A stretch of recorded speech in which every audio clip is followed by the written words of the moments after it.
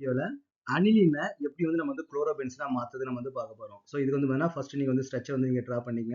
அப்போ அனிலினோட ஸ்ட்ரக்சர் எப்படி இருக்கும்? ஒரு பென்சின் ரிங் வந்து இருக்கும். அது மேல நமக்கு என்ன இருக்குன்னா NH2 வந்து இருக்கும். இதான் that is called aniline. Okay, NH2.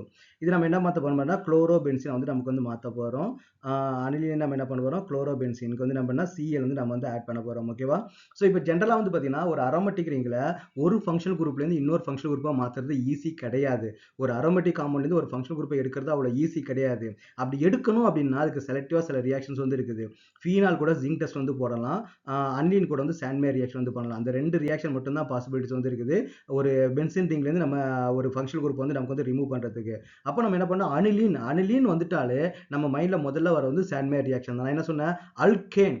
அல்கேனாலே நமக்கு முதல்ல வர வேண்டியது ஃப்ரீ ரேடிக்கல் மெக்கானிசம் போட்டு சப்ஸ்டிட்யூஷன் ரியாக்ஷன் தான் நமக்கு வந்து வரணும். அந்த யூவி லைட் வந்து வரும் இல்லையா? அதுதான் நம்ம வந்து யூஸ் பண்ணுவோம். அதே மாதிரி அனிலின் அப்படின்னாலே உங்க மைண்ட்ல முதல்ல வர வேண்டியது என்னன்னு பார்த்தீங்கன்னா சாண்ட்மே ரியாக்ஷன். அது மட்டும் தான் வந்து இங்க ரியாக்ஷன் வந்து நடக்கும். எந்த அனிலின் காம்பவுண்ட் எடுத்துக்கிட்டாலுமே சரி. அப்போ அனிலின்னாலே நம்ம கண்ணை மூடிட்டு நம்ம என்ன பண்ணணும்? சாண்ட்மே ரியாக்ஷன் வந்து ஸ்டார்ட் பண்ணிடணும். அப்போ சாண்ட்மே ரியாக்ஷன்றது என்னது அப்படின்னு பார்த்தீங்கன்னா NaNO2HCl வந்து நமக்கு வந்து ரியாக்ட் ஆகும். ஓகே, NaNO2 அப்போ வந்து HCl வந்து ஆட் பண்ணணும். இதுல மெயினா என்னன்னு பார்த்தீங்கன்னா இந்த ரியாக்ஷன் வந்து 0 டிகிரி சென்டிகிரேட் வந்து நடக்கும். அப்போ 0 டிகிரி சென்டிகிரேட் கெல்வினா கன்வெர்ட் பண்ணா நமக்கு என்ன இருக்கும்? 273 கெல்வின். ஓகே, 273 to 278 கெல்வின் வந்து நம்ம போட்டுருப்பாங்க. அதாவது 0 டிகிரி சென்டிகிரேட்ல இருந்து 5 டிகிரி சென்டிகிரேட்ல வந்து நமக்கு நடக்கும். ரொம்ப கோல்டு டெம்பரேச்சர் நடக்கும். அந்த மாதிரி நமக்கு நடக்கும்போது நமக்கு ஃபர்ஸ்ட் நம்ம என்னன்னா டைசோனியம் குளோரைடு வந்து நமக்கு வந்து ஃபார்ம் ஆகும். டைசோனியம் குளோரைடு வந்து என்னன்னு பார்த்தீங்கன்னா N2 வந்து பார்த்தீங்கன்னா 2 நைட்ரஜன் N2 பிளஸ்ஸா வந்து இருக்கும், Cl மைனஸா வந்து இருக்கும். இந்த மாதிரி நமக்கு என்ன ஒரு டைசோனியம் குளோரைடு வந்து நடக்கும். இந்த டைசோனியம் குளோரைடுக்கு அப்புறம் நம்ம என்ன பண்ணலாம்னா இப்போ நமக்கு குளோரின் வேணும் அப்படின்னா குப்ரஸ் குளோரைடோட ரியாக்ட் பண்ணணும். குப்ரஸ் குளோரைடு அப்படின்றது என்னன்னு பார்த்தீங்கன்னா Cu2Cl2. ஓகேவா? Cu2Cl2.